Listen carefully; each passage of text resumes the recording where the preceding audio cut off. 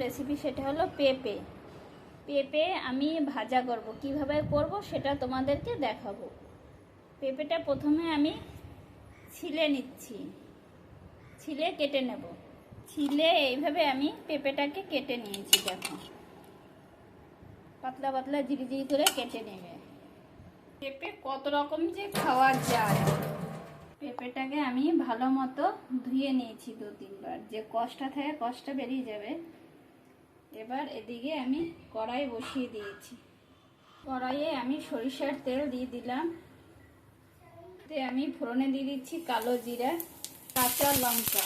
কালো জিরা আর কাঁচা লঙ্কা দিয়ে দিলাম। এবার আমি পেঁপেটা দিয়ে দিলাম। পেঁপেটা দিয়ে একটু নাড়াচাড়া করে নিই আগে। এর ভিতরে আমি দিয়ে দিচ্ছি পরিমাণ মতো হলুদ,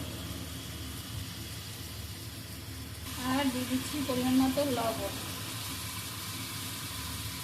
দেখো, পেঁপে ভাজাটা এইরকম আস্তে আস্তে হবে, এখনো টাইম লাগবে একটু। দেখো, পেঁপে ভাজাটা আমার হয়ে এসেছে। পেঁপেটাকে একটু ঢেকে ঢেকে ভাজবা, তাহলে সিদ্ধটা ভালো হবে এবং তাড়াতাড়িও হবে। আমার পেঁপে ভাজাটা হয়ে গেছে। তোমরা এইরকম ভাজবে আর এরকম ভেজে খেয়ে দেখবে আর আমাকে বলবে, ঠিক আছে? লাইক করবে, কমেন্ট করবে, সাবস্ক্রাইব করবে, ফরওয়ার্ড করে দিবে।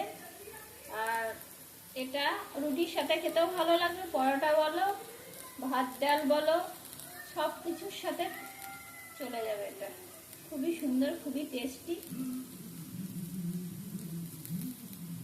Tata, bye bye. তোমরা ভালো থেকো, সুস্থ থেকো।